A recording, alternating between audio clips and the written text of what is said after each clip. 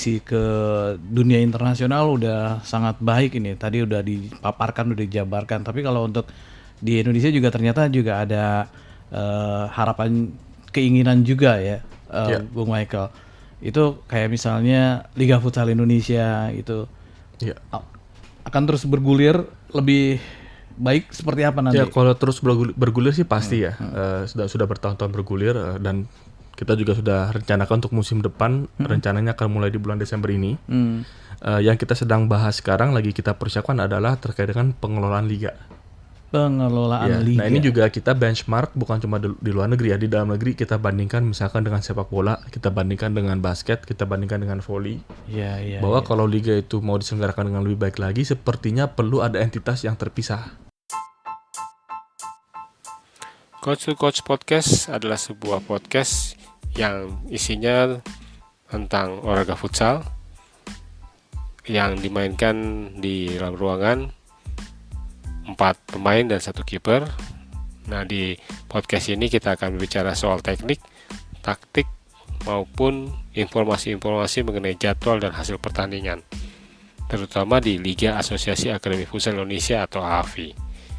Kita akan menampilkan juga narasumber-narasumber dari berbagai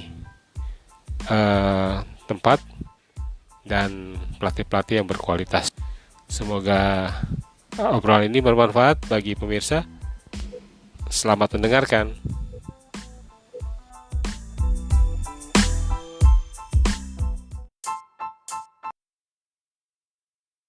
Ke teman olahraga sore-sore kali ini ya. Untuk setiap Senin juga masih bareng sama Coach David. Selamat sore Coach. Selamat sore. Wah, berbinar-binar hari ini ya. Karena Sobat RPK kita akan ngomongin sesuatu yang khusus untuk kesempatan kali ini. Dan seperti yang udah dikasih tahu ya, ini ada satu omongan yang seru, federasi baru, harapan baru gitu ya. Kenapa Sobat RPK? Udah sebab itu ya, udah hadir di sini Ketua Umum dari Futsal, Federasi Futsal Indonesia. Nih Sobat RPK, ada Bung Michael Victor Sianipar. Selamat sore Bung Victor. Selamat sore Bung Argo. Bung Michael ya? Ya. Ini memang suatu yang menyenangkan, membanggakan juga Bung Michael bisa hadir di sini karena memang melihat perkembangan futsal semakin hari semakin membutuhkan sangat perhatian juga. Kebetulan nahkodanya udah ada di sini Sahabat RPK yang mau tanya-tanya langsung silakan di 0815-1804-nya 3 kali. Tapi sebelum bertanya kita dengerin dulu obrolan ini. Kita langsung mau tanya-tanya nih Bung Michael nih, Ketua Umum baru. Selamat dan selamat bertugas. Terima kasih. Ini amanah yang besar yang dipercayakan sama teman-teman ini. Nah. Dan gak ada saingan waktu itu ya? Iya, di pemilihan nggak ada. Wah. Jadi terpilih juga secara aklamasi. Ya. Baru 1 bulan. Baru 1 bulan ya? 1 bulan baru menjabat. Ya. Belum lama, jadi masih cukup fresh. Fresh juga. 1 periode masih panjang. Masih panjang, masih 4 PR-nya tahun. masih banyak. Tapi tetap semangat. Apalagi hari ini Hari Sumpah Pemuda. Nah, ini dia. Peringatan Sumpah Pemuda. Ketuanya orang muda di Hari Sumpah Pemuda. Ini karya orang muda nih, lagi di depan mata. Kalau misalnya jadi pemimpin dari Federasi Futsal Indonesia nih, Bung Michael pasti punya harapan atau punya target-target. Yeah. Target-targetnya itu target kerja para pengurus ya pasti ya. Nah ini betul. Target pasti biasanya nih kalau zaman dulu nih ada target jangka panjang, ada target jangka pendek. Boleh tau nggak yang panjangnya nih? Kalau pendeknya kan ntar terlalu merintil. Yang panjangnya yang mau berapa tahun ke depan nih? Ada beberapa soalnya nih. Banyak ya? Kalau yang panjang, yang visi paling besar ya yang kita punya adalah kita melihat futsal di Indonesia sebenarnya punya potensi yang sangat besar. Kalau kita bicara soal olahraga yang paling banyak dimainkan oleh masyarakat, rasanya futsal termasuk kalau bukan bahkan yang paling banyak dimainkan. Gitu ya. Buktinya adalah kita lihat kompetisi-kompetisi pelajar. Kebetulan kan saya sering diundang ke berbagai acara ya, untuk mungkin kasih sambutan dan lain-lain. Banyak brand-brand besar juga, banyak promotor-promotor itu membuat kompetisi futsal level pelajar. Dan ada satu kompetisi nasional itu yang ikut saja kompetisi futsal. Ada 15.000 pelajar yang ikut.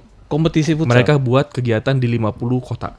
Itu baru satu penyelenggara, padahal penyelenggara yang level nasional saja ada beberapa. Belum bicara penyelenggara di level lokal. Jadi sebenarnya potensi sangat besar. Ranking timnas kita juga sangat tinggi. Untuk timnas putranya ya tergolong tinggi ya. Untuk timnas putra kita itu di peringkat 28 dunia.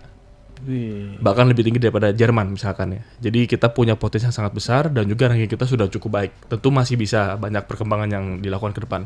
Nah, tadi kembali ke pertanyaan visi besarnya apa? Visi kita adalah kita mau supaya futsal Indonesia itu kelas dunia. Maksudnya kelas dunia apa? Ya tentu kalau bicara soal permainan, harapannya kita timnas kita bisa kelak dalam waktu ya tidak terlalu lama lagi akan masuk ke Piala Dunia. Oke. Sebenarnya kemarin Piala Dunia yang baru tahun ini pun kita sempat ada potensi, cuma waktu itu belum kesampaian. Tapi harapan kita bisa masuk ke Piala Dunia. Jadi itu yang pertama, timnas Indonesia bisa masuk ke Piala Dunia. Yang kedua, pemain-pemain atlet-atlet futsal Indonesia juga bisa bermain di klub-klub terbaik dunia. Wih. Itu juga penting. Jadi bukan cuma bicara sebagai tim, bukan bicara sebagai timnas saja, tapi secara individu pemainnya pun itu salah satu faktor yang penting, salah satu indikator yang penting. Jadi kalau kita bilang pemain Indonesia ini sudah cukup baik nggak untuk kelas dunia ya?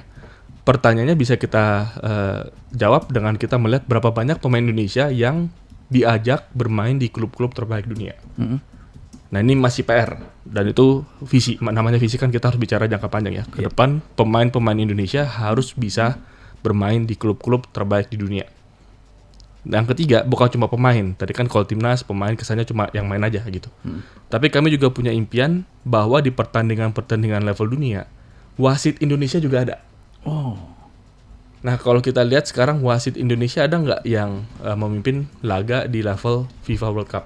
Belum kali ya. Nah, itu dia. Di AFC itu setahu saya ada satu, nah baru tambah satu lagi, jadi 2. Tapi dibandingkan dengan negara Thailand, dengan negara Jepang, itu masih kurang dibandingkan negara-negara lain yang sebenarnya penduduknya lebih sedikit daripada Indonesia. Jadi kita juga berharap bukan cuma kualitas pemain, tapi kualitas dari perangkat pertandingan, match commissioner, wasit, itu juga kita harus tingkatkan supaya kelas dunia. Dan indikatornya apa? Kelas dunia. Dipakai nggak di level dunia? Gitu.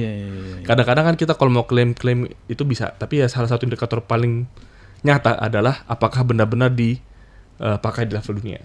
Bahkan bisa masuk ke pertandingan-pertandingan yang memang paling atas. Dan yang juga nggak kalah penting adalah pelatih. Sekarang ini ada tren di klub-klub di Liga Pro kita, beberapa klub yang mungkin punya kemampuan juga dan ingin perkembangan yang signifikan, yang bahkan sampai hire pelatih dari luar negeri. Iya. Pelatih dari Spanyol, pelatih dari Portugal, dan lain-lain.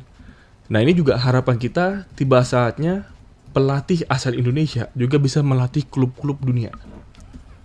Nah, ini agak ya kalau ditanya berapa jauh sampai ke sana ya ini yang kita mau kejar. Iya. Jadi kita harus berani benchmark bukan cuma di level Asia Tenggara. Kalau di level Asia Tenggara bicara soal timnas putra ya kita ini kan lawan kita bisa dibilang Thailand lah gitu. Tapi kita jangan puas dengan hanya membandingkan diri kita di level Asia Tenggara.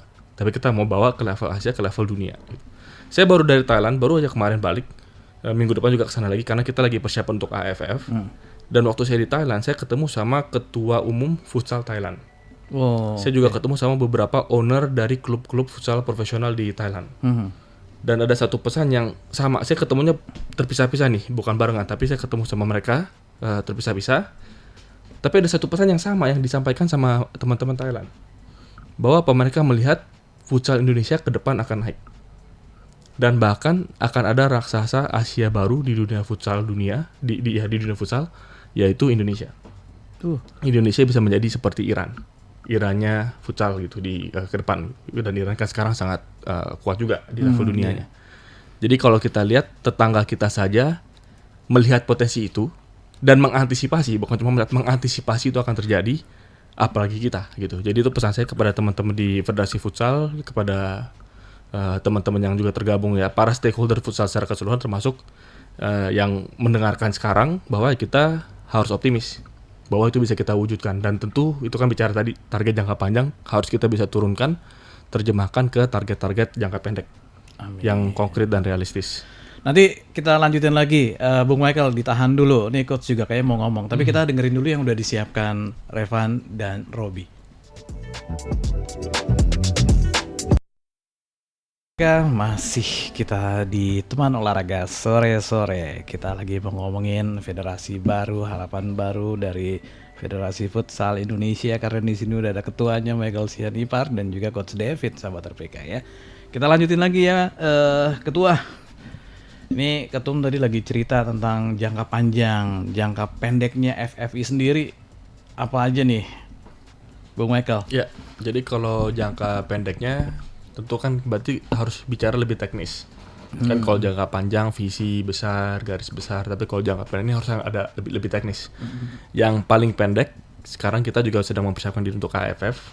Yang putra sudah berjalan minggu depan, untuk yang putrinya nanti minggu depannya lagi di putra di Thailand, putri di Filipina. Tentu kita punya target di AFF nanti bisa masuk final dan bahkan juara di sana. Nah itu kan target kita. Amin. Dan untuk mencapai itu kita sudah melakukan TC selama 2 bulan. Jadi TC Timnas itu sudah berjalan 2 bulan. Bahkan sekarang ini sedang berlangsung TC di Thailand 2 minggu. Kita melawan juga dengan klub-klub terbaik di Thailand dan sudah ada 2 pertandingan, hasilnya juga baik, kita menang dua-duanya. Ada 1 lagi besok. Jadi untuk kita bisa beradaptasi juga dengan kondisi di Thailand seperti apa, supaya mempersiapkan mental juga menghadapi nanti AFF, dan tentu lawan terberat yang kita antisipasi adalah Thailand. Nah, itu kan yang sekarang sedang berjalan ya. Kemudian kunci dari timnas kita makin kuat. Tadi kan kita mau timnas kita nih kelas dunia, memang harus memperbanyak pertandingan. Pertandingan persahabatan, uji coba, bahkan melakukan TC di luar negeri. Kalau kita bandingkan misalnya dengan Thailand, kemarin saya juga baru dengar gitu bahwa di Thailand mereka bikin kompetisi U18, kemudian yang menang di sana dan All Stars dari U18 mereka itu dikirim ke Spanyol 1 bulan. Untuk bisa ikut pelatihan, merasakan kalau latihan caranya Spanyol itu bagaimana gitu. Nah itu juga yang Indonesia harus bisa lakukan ke depan. Jadi kita harus bisa benchmark, bukan cuma benchmark dengan negara Asia Tenggara, tapi langsung ke negara-negara yang paling kuat. Saya juga udah komunikasi dengan Asosiasi Futsal Argentina. Udah ketemu juga lewat Zoom, dan kita juga sekarang masih email-emailan. Ada ketertarikan untuk membuat laga persahabatan Indonesia melawan Argentina. Kita masih coba pastikan jadwalnya di awal tahun depan kalau bisa terwujud. Tapi ada ketertarikan untuk Argentina, Jepang, dan negara-negara kuat lainnya bisa ada pertandingan dengan Indonesia. Apakah itu formatnya di laga persahabatan atau kita bisa bikin kompetisi kecil. Dan kita punya target bisa menyelenggarakan di Indonesia. Nah itu juga hal yang penting, bahwa ke depan ini kita harus banyak bisa mendatangkan kompetisi-kompetisi regional dan kompetisi internasional di Indonesia. Kita lihat Thailand juga kuat, kenapa? Karena mereka banyak sekali menyelenggarakan kompetisi internasional di Thailand. Jadi mereka dipaksa untuk terus bertanding, mempersiapkan diri membandingkan dengan negara-negara yang sudah kuat. Nah untuk 2025 awal kita sudah memenangkan bidding untuk menjadi tuan rumah AFC Women Qualifier di Januari. Kemudian kita juga lagi bidding untuk AFC Putra 2026 jadi tuan rumah. Dan saya juga udah mulai komunikasi supaya kompetisi AFF jadi level ASEAN bertahun-tahun ke depan bisa nggak kita langsung dapat borongan 3 tahun 4 tahun berturut-turut tuan rumahnya di Indonesia. Karena Thailand pernah bisa dapat seperti itu. Jadi kenapa Indonesia enggak? Dan tahun depan juga ada rencana untuk penyelenggaraan AFF U19 dan juga U16. Nah itu juga kita lagi incar nih kalau itu kejadian, dan kita sedang melobi negara-negara Asia Tenggara lainnya supaya mendukung bisa terlaksana. Dan kalau itu kejadian, kita mau tarik sebisa mungkin kita tarik juga ke Indonesia. Nah itu jadi bagian dari rencana jangka pendek memperbanyak kompetisi internasional di Indonesia dan memperbanyak kesempatan tanding baik itu timnas senior dan bahkan kita ke depan juga harus punya timnas juniornya juga. Oke, mantap. Ya, tentu ada banyak. Ini kita kalau diskusi itu baru bicara timnas, belum kita bicara perbaikan di liga profesional kita, belum kita bicara perbaikan di kompetisi-kompetisi level pelajar, mengisi kekosongan piramida kita. Ini juga jadi salah satu concern bahwa di timnas oke kita sudah baik, tentu masih banyak ruang untuk perbaikan. Di level pelajar, kompetisi pelajar sudah banyak, tapi juga sekarang ada kekosongan di level mahasiswa atau kelompok usia. Jadi pelajar-pelajar banyak yang bermain kompetisi-kompetisi juara-juara, tapi setelah itu nggak melihat berikutnya apa. Karena kalau dari kompetisi pelajar mau langsung berharap masuk ke liga profesional, loncatannya agak jauh gitu. Ini sering nih diomongin sama coach nih untuk kayak gitu ya. tentang ada gap atau ada ya apa namanya yang jeda-jedanya. Kalau di FFV sendiri untuk visi ke dunia internasional udah sangat baik ini. Tadi udah dipaparkan, udah dijabarkan. Tapi kalau untuk di Indonesia juga ternyata juga ada harapan, keinginan juga ya, Bung Michael. Itu kayak misalnya Liga Futsal Indonesia itu akan terus bergulir lebih baik seperti apa nanti? Ya kalau terus bergulir sih pasti ya. Sudah bertahun-tahun bergulir dan kita juga sudah rencanakan untuk musim depan. Rencananya akan mulai di bulan Desember ini.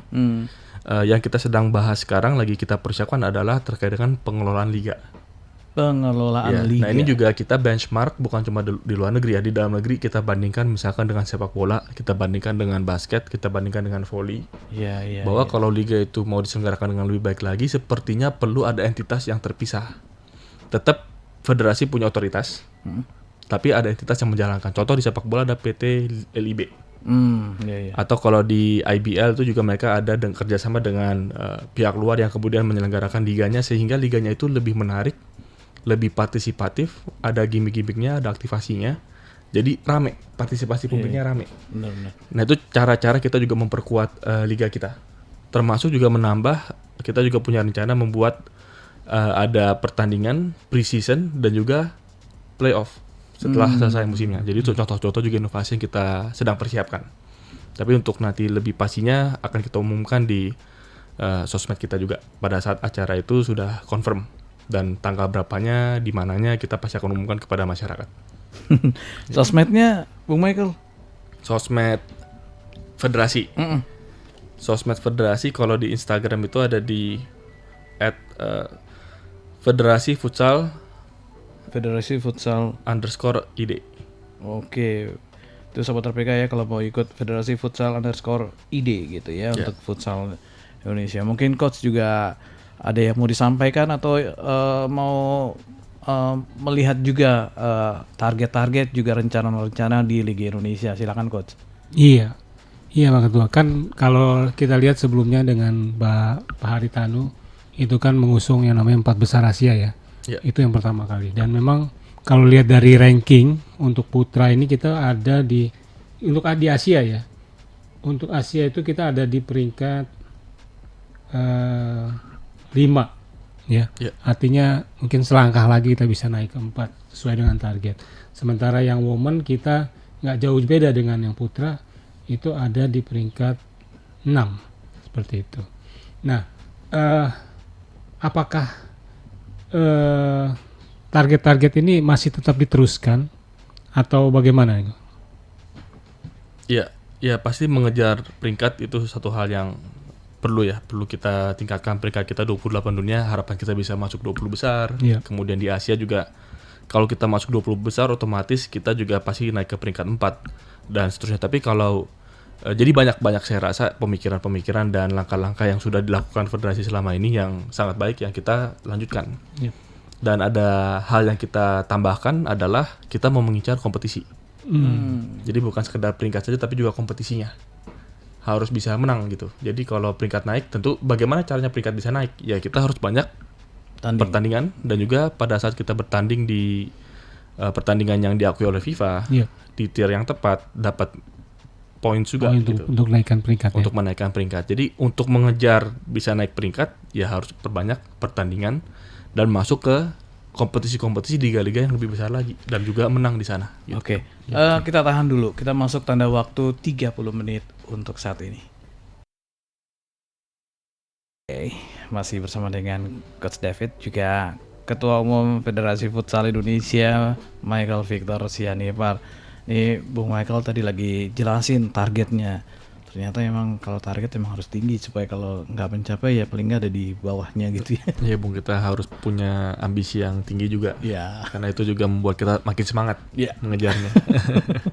Tapi kalau misalnya kita ngomongin kompetisi yang di Indonesia ini, kayak misalnya kalau kompetisi itu dalam pembinaan itu pantasnya usianya mulai dari berapa ke berapa sih? Ya kalau sekarang sebenarnya kan juga ada akademi futsal yang juga menyediakan pelatihan-pelatihannya untuk pengembangan futsal usia dini. Dan juga sekarang di sekolah-sekolah kita juga tentu mendorong supaya ada ekskul sekolah, karena ya yang tadi saya sampaikan di awal, banyak sekali kompetisi di level pelajar. Dan kalau kita lihat kompetisi olahraga yang paling ramai itu sepertinya futsal. Saya kalau datang ke kompetisi futsal itu, satu gor itu bisa penuh. Sama pelajar-pelajar. Jadi kalau ada sekolah A lawan sekolah B itu bisa datang satu kampung gitu.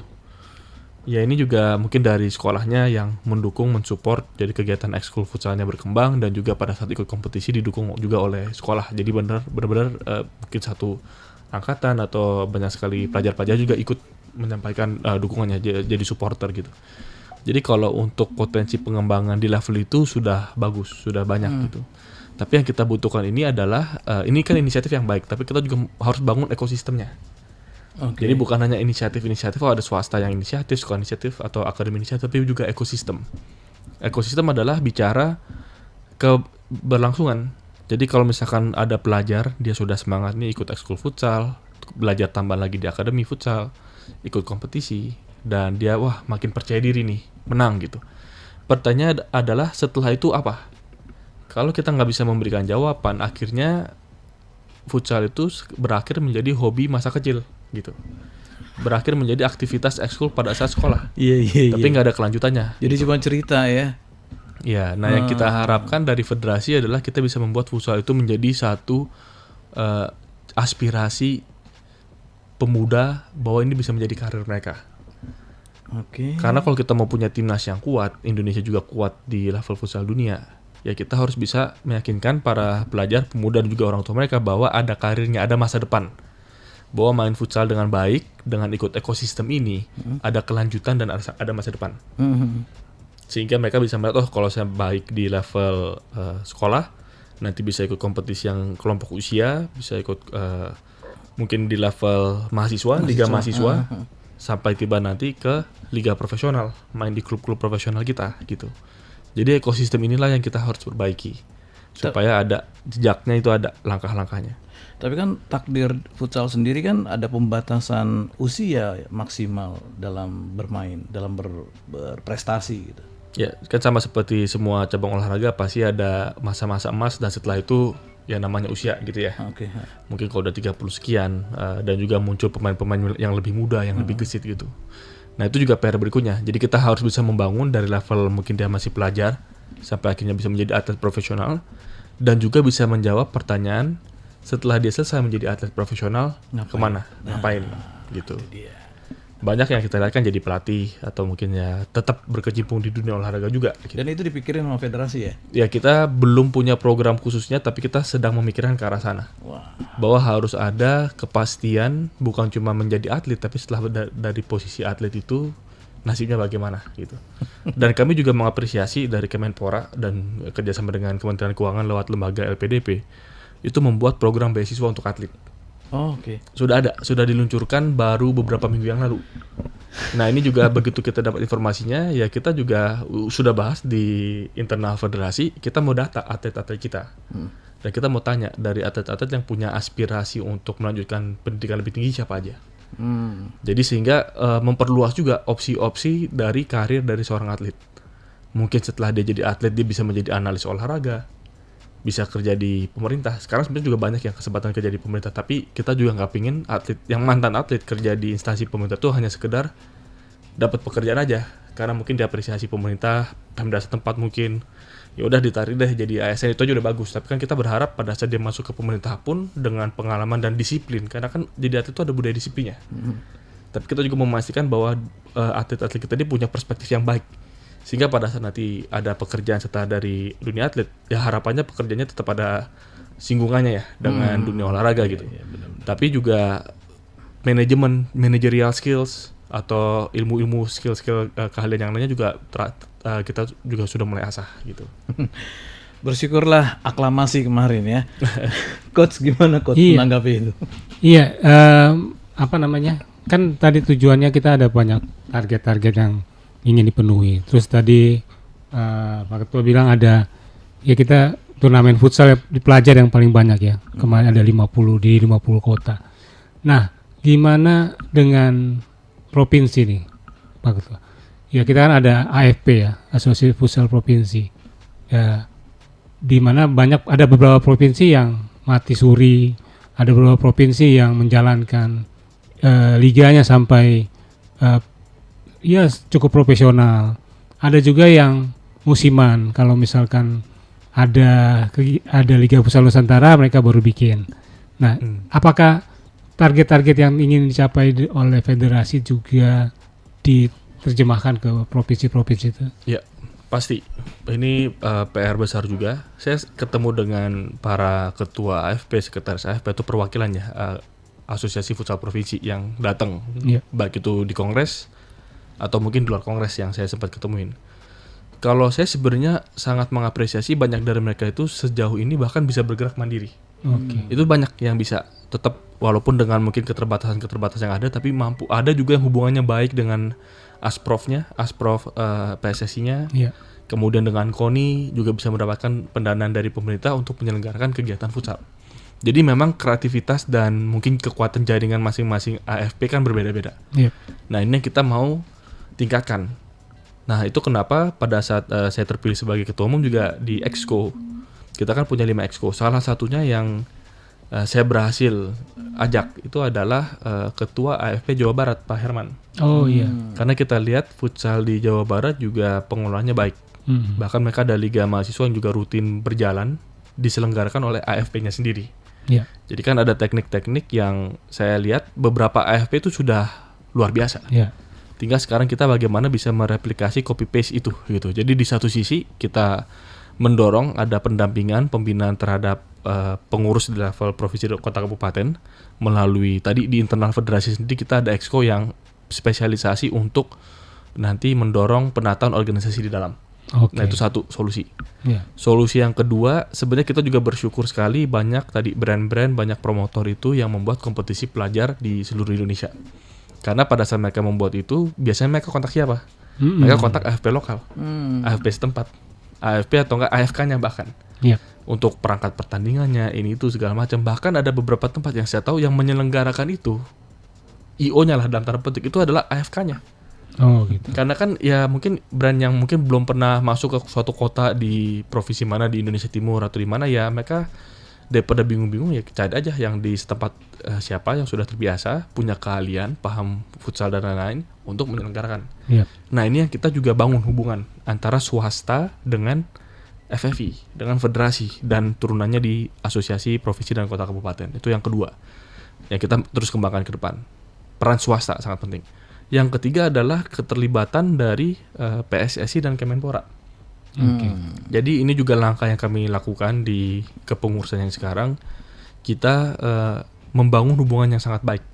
Saya ketemu dengan Pak Rektor sudah beberapa kali melaporkan perkembangan di futsal. Beliau juga sangat suportif, sangat apresiatif juga dengan apa yang kita lakukan di futsal. Karena pada kenyataannya kita futsal tidak bisa terlepas dari sepak bola, dari PSSI. Jadi kemajuan-kemajuan yang dilakukan di sepak bola itu berdampak kepada kita di futsal. Jadi kita juga ingin menyelaraskan bahwa transformasi yang sedang terjadi di PSSI itu juga selaras dengan apa yang kita lakukan di futsal, di level futsal juga. Betul. Jadi kalau 3 hal ini kita lakukan dengan baik, di internal kita berbenah, keterlibatan swasta juga untuk menghidupkan, menggerakkan futsal di daerah juga kita selalu fasilitasi, kita buka pintu komunikasi dengan baik. Dan juga tentu dari pembina kita bisa dibilang payung tempat kita bernaung adalah ya di PSSI-nya sendiri dan dengan pemerintah Kemenpora sendiri juga mendukung langkah-langkah itu. Nah, itu kan ada wacana tuh dari PSSI untuk menggabungkan AFP dengan Asprof ya. Sehingga tidak ada, jadi kan kalau saat ini banyak ada, ini kita mau kemana, mau ke Asprof atau mau ke AFP gitu kan, itu selalu jadi kendala dan selalu jadi rebutan lah di antara kedua organisasi itulah ya. Jadi yang saya dengar itu bahkan bukan cuma bicara soal futsal ya, bukan cuma antara AFP dan Asprof, tapi ada juga himbauan-himbauan dari level FIFA bahwa sepak bola di Indonesia ini memang perlu ada penataan. Karena sekarang ini statuta PSSI, bahkan sekarang kan yang punya statuta bukan cuma PSSI, Asprof juga punya statuta. Iya betul. Kita juga di FFI punya statuta gitu. Nah, ini kan hal-hal yang menjadi catatan di level FIFA. Jadi yang saya dengar dari Pak Rektor sendiri punya keinginan untuk bisa menata kembali. Dan pada saat itu sudah ditata kembali sesuai dengan standar FIFA, Dan ini kan ada best practice ya, best practice dari tatanan yang dimiliki di level internasional bahkan di level internasional gitu. Jadi yang itu yang kita harapkan nanti turunannya ke level daerahnya juga bisa kita perbaiki kembali hubungannya. Tapi kuncinya saya rasa selain urusan legalitas tadi adalah secara personal kami di federasi dengan Pak Erick Thohir Ketua Umum PSSI punya hubungan yang baik, ada trust yang tinggi. Jadi kalau ada permasalahan apapun di level bawah, mungkin di ujung mana, di kota mana gitu kan, permasalahan mungkin terkait dengan tadi Asprof dengan AFP-nya atau AFK-nya, pasti bisa kita selesaikan dengan baik. Karena di level atasnya ini sudah sejalan. Justru kalau di bawah tidak sejalan, ya ini yang ya kita akan selaraskan ke depan. Gitu. Perlu intervensi juga dari PSSI ternyata ya. Iya. Waktunya udah habis nih, Pak Ketua. Kasih closing statement untuk pengurus baik pusat, AFP, AFK juga para pencinta futsal. Silakan. Ya, tentu saya sangat senang dengan antusiasme yang ada di masyarakat terhadap futsal. Kita lihat futsal Indonesia sekarang juga di posisi yang sangat baik. Dan itu juga karena kerja keras, karena antusiasme, karena semangat dari teman-teman semua, baik itu para pemain, para pelajar yang ikut kompetisi-kompetisi futsal yang menyelenggarakannya juga, klub-klub profesional yang ada, atau yang mungkin klub-klub yang beraspirasi untuk masuk ke liga profesional. Jadi banyak sekali istilah saya stakeholders yang ingin futsal Indonesia maju. Dan peran saya suka cerita ke teman-teman adalah peran saya sebagai Ketua Umum Federasi Futsal adalah sebagai istilahnya pengelola mall, analoginya. Jadi kalau kita lihat di satu mall, kan Jakarta banyak mall nih. Kalau di mall itu kita bicara ke restoran, kan ada restoran Padang, restoran Manado, restoran Jepang, restoran Chinese food gitu. Banyak beda-beda restorannya. Mereka bersaing nggak antar restoran? Bersaing. Ada toko sepatu, toko olahraga, ada Adidas, Nike, dan lain, ada yang lokal. Bersaing nggak? Bersaing. Nah, kalau dari kacamata pengelola mall, persaingan itu nggak apa-apa. Bagus. Dan itu sehat. Tugas dari pengelola mall bukan memihak klub ini atau klub itu. Tugasnya bukan memihak brand ini atau brand itu, tapi memastikan di dalam ekosistem futsal ini yang ada banyak sekali stakeholdersnya, mereka bisa berkompetisi, berkolaborasi dengan sehat. Jadi kalau kita punya mall, mau ada tenan apapun, yang penting air jalan, listrik jalan, toilet bersih, parkirannya cukup luas, ada security yang keliling, jadi nggak ada kemalingan dan lain-lain. Nah itu tugas pengelola mall. Jadi saya juga melihat peran saya di FFI adalah memastikan ekosistem dari futsal ini berjalan dengan baik, karena stakeholdersnya banyak sekali, teman-teman semua termasuk media futsal. Jadi kita sangat senang dengan kehadiran teman-teman yang punya concern terhadap futsal. Saya juga baru 1 bulan berjalan, kepengurusan kami juga baru, jadi tolong beri kami waktu, tapi kami sudah mempersiapkan rencana-rencana kerja yang sudah kita mulai eksekusi. Dan harapannya teman-teman nanti bisa melihat futsal kita tambah maju. Dan potensinya masih sangat besar, kita yakin futsal Indonesia akan ke tingkat dunia. Terima kasih. Oke Coach, mau tambahin? Silakan. Masih ada sedikit waktu. Iya, mungkin kalau dari kita ya sebagai pencinta futsal ya, memang kita melihat beberapa dari tahun ke tahun memang ada perkembangan dari futsal. Hanya mungkin di 2 tahun terakhir ini ya, sejak kita nggak lolos di Piala Dunia, Piala Asia kemarin, kayaknya futsalnya mendem gitu ya. Nah, terus tapi ada harapan baru, ada penunjukan ketua harian waktu itu saat itu, dan kemudian sekarang sudah menjadi jadi ketua federasi futsal yang baru. Itu sepertinya kita mendapatkan harapan baru buat kita pecinta futsal.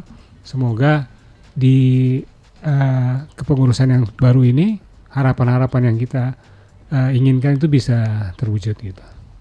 Oke, ini benar-benar keluar dari mulut Coach. Biasanya Coach ini kritik, tapi begini benar-benar ngelemparin nih. Makasih dukungannya Coach. Oke, sahabat RPK, kita ketemu lagi ya di TOS mendatang bersama dengan Coach David. Terima kasih Pak Ketua untuk kehadirannya, Bung Michael. Ya, terima kasih sama-sama. Coach, terima kasih. Sama-sama. Sahabat RPK, Argo undur diri. Salam.